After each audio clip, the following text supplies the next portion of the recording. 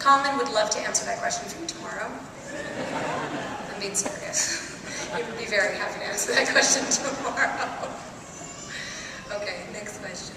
Right now, when I can't answer a question, it's embarrassing. I happened to catch you on a Michael Bublé Save Last Dance for Me video. Yes. Would you mind talking about your dance experience, where it's going? I didn't get cast on that video for my talent as a dancer. You know, it's actually really funny, and I probably shouldn't say this, but I'm going to. When I did that video, Michael Bublé is amazing and wonderful, and I made him sing, which was very funny. But he was like, I'm on like repeat, just listen, and I'm like, no, keep singing. It's such a, I love his voice. When I was doing that video, I didn't know how to dance, and the director was getting really pissed off at me. And I finally, like, I didn't really say anything because I was like, should hire a dancer, like, don't hire me. And Michael was really wonderful. He actually said something. He was like, she doesn't know how to dance, like we want from her. So I don't really have, I like to hang out at bars and dance, but no, special dance skills, no.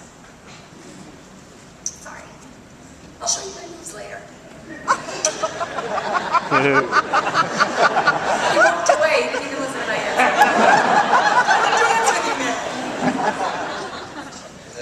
Two things. One, I miss the deputy. Do I miss Deputy No, Luba? I do. Oh, you do? Yeah. I'm sorry. Okay. Second thing, you could do anything acting-wise. What would you want to do? Any, like on the show or in life? Life. Oh my God. You know what? If I think if I could, I would probably go to space. If I could do anything I wanted to in life, I would get on a rocket ship and go to space, because I think that would be the most incredible thing in the world to do.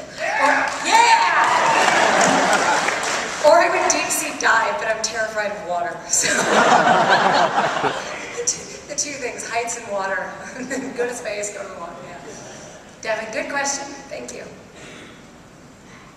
Next. With the crossover with Warehouse 13 and between Eureka, did the actors like that? And were you excited to do that, or was it just kind of off the wall? When I went over, or when Neil went over? The shows crossed over. I think it's great. I think it's great that the shows cross over. I think it's wonderful to support each other, you know, between each network. I think it's a fantastic idea. And you know what? People that maybe watch Warehouse might not watch Eureka, and vice versa. So it's a good opportunity for the fans to see, you know, those shows and decide whether they like them or not. So, yeah, I'm all for it. My question is also about the crossover with Warehouse 13. Yes. I was in their panel earlier, and they were talking about how much they really enjoyed it, and they were looking forward to doing more crossovers. Oh, if great. If you missed another crossover, would you like to go to their show? Well, you know what? When I originally, because I was on Warehouse with Niall, and when we were on Warehouse, we were, you know, a totally different couple. We weren't Joe and Zane. So, yeah, I would love to do a crossover episode where I'm actually my character. I think that would be great. Whether they come here, or we go there, whatever. Yeah, I think that would be fun. And they're great to work with, so. Of course, not as much fun as me. Us.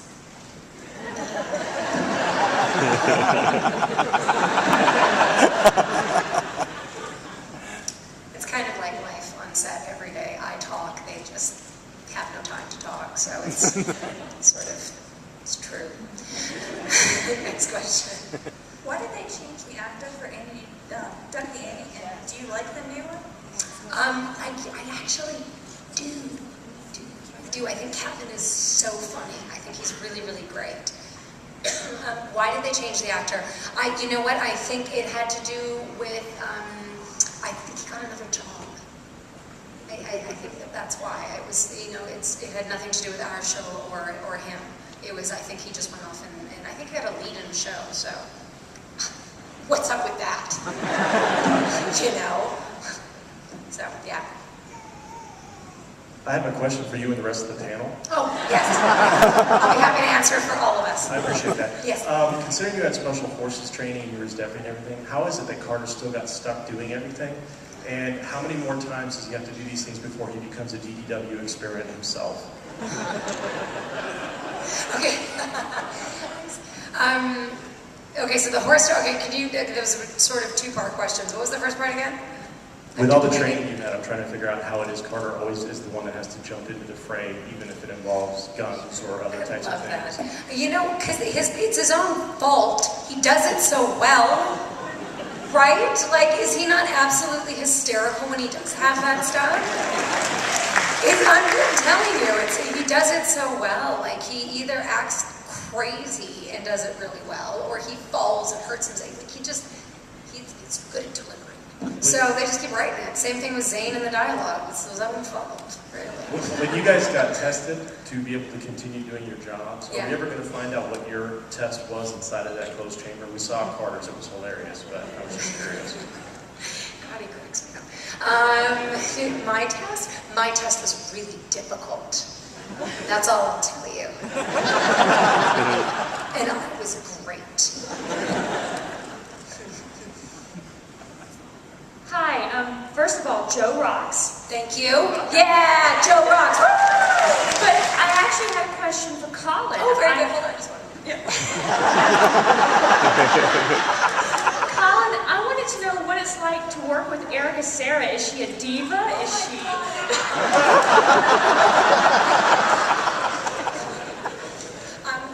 I'll be happy to answer this question on behalf of Colin. Yes. Very high maintenance. It takes her 45 minutes to put her hair in a ponytail. It takes about an hour and a half for them to put her makeup on because she moves so much and doesn't sit still. And then when she's on set, she wants fresh watermelon brought to her all times of the year at every 20-second intervals. She never knows her lines. She has big key cards. What are they called? I don't even know. Ha! What? Cue. Yeah, that makes more sense. Cue cards! No, she's great. She's super low maintenance. Colin would have loved that question. I hope I did him some sort of justice. Next question, please. Okay, if there was an accident at GW where Joe had to switch bodies with somebody, who would you jump into? If there was, I'm sorry, one more time. If there was an accident, say at GW, that made you switch bodies, your character switch bodies with one of the other characters, who would you jump into? I love this question. Can I make the person do really stupid things? Carter. As long as I can embarrass him. Great questions. Next. Okay, this one's a little odd, but just bear with it. Okay. So, as Joe Lupo, you always have to, at least in the beginning, had to portray this really butch, I can beat anyone, and look at me, I'll beat you to death. But whenever sci-fi has you jump around to other shows or do a different role, you always take on the more feminine look, and your hair is always down. When they finally let you in this season go, I finally have my hair down, were you like, yes? You know what? In all honesty, as one of my favorite things about being an actor is the opportunity to sort of dress up and play. So, it doesn't matter. I love having my hair up, I love wearing my uniform, I like not wearing makeup, I like wearing makeup. I like dressing up looking crazy, I like dressing up looking scary. It doesn't matter to me as long as I have an opportunity to play. So, yeah. Doesn't matter. I love it. I have a question regarding the whole crossovers between Warehouse 13 and Eureka. Seeing how you've got a lot of characters that were on, like, Carlson is now Artie. Yep. You've got a lot of, you were on Warehouse 13 before, but now that they're technically in the same universe, is there a rationalization for how you were on Warehouse 13 and no one was like, hey, that's Joe? No, there isn't. You know, because I don't think they'd made the decision that they were going to do crossovers yet. And I think if they had, I would have gone over as Joe Lupo. I think it was a decision that was made when they decided that they wanted. I think that there was like an interest in having a love interest for Fargo. Don't quote me, I mean, I could totally be wrong, but I think that they were looking for a love interest for Fargo and thank you. God, that's embarrassing. And Claudia was a good. I need to eat again, okay? I'm depleting. And Claudia was a good match, and I think when they did the crossover thing, I think that they really enjoyed the interaction between the two characters. So I think that they like the idea. It's the same timeline. It's the same, So yeah, it was a different timeline. That's what it was. She's her twin sister. It only happened, the crossover only happened after you guys bounced back in time and came back to a different time stream, technically. Well then. I don't have all the answers. What do you want from me? I'm just a one-man show. As a lover of fiction, Yes. are you or any of the cast members bugged about all the abandoned storylines that just never get resolved? Yes. Would you like me to elaborate? You know what? Yeah. I think the biggest challenge they had while making the show was because it's such a diverse show. I think they didn't really know where it fit. Is it funny? Is it science? Is it comedy? Is it drama? What is it? And I think that I think it took them up until this season to really just accept that it's all of those things, and that's why the show has just come together and gelled so well. So I think that there was a lot. I think there was a lot of like, I think they were trying out a lot of different things, and I think that's why the storylines maybe were left open, or they're like, okay, what about this? It doesn't work. Ooh, what about this? Okay, it doesn't work. So that's my guess, but I think it's a pretty good guess. What kind of personal charities do you do in your real life versus on TV and stuff? I'm sorry, what kind of? Charities like certain actors do help Haiti and certain ones do help the You know what, my fiance and I are actually, I don't do any as of now. My fiance and I there's a charity in Vancouver called the Canuck House, and it's for the Children's Hospital, and we're gonna be doing some stuff for we were sort of, there's so many, and you want to like help everybody. And there's also Save the Children Canada and Save the Children the US, and we were sort of deciding between the two. And the Canuck House, which is supported by the Canucks, the Vancouver Canucks, the hockey team, is a really, really great organization, and they're opening up a new location. So we're gonna start doing some donations and support for that. So thank you for your question. And I gotta go donate blood. I've been meaning to do that. I should. I'm AB positive or something, so I'm like woo, AB positive. Yeah. I heard you're going to be on Smallville this year. Is there anything you can say about that? Or I am.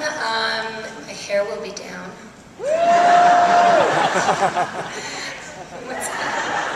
What's that? Yeah, there you are. I don't really know what I can say about that. I'm hoping it'll be recurring. Is that a good answer? I don't know. It was fun. I had a lot of fun. They're a great cast and great crew. So yeah. is the door left open for you to come back? Or? It could be. Yeah, definitely. So yeah, it is. You've been asked a lot of questions about the show. I was just curious, what is it like working with the girl who plays Zoe? I love Jordan. Is that a good answer? Were you hoping I'd hate her? She's so blonde. I'm just kidding. I adore Jordan. Jordan and I are very good friends, and she is on some level like a little sister to me. I've been working with her since she was 13, so she's a great girl and very talented and very sweet, and I care a lot about her, so yeah. Was there more to that question? Did I cut you off? I get so excited.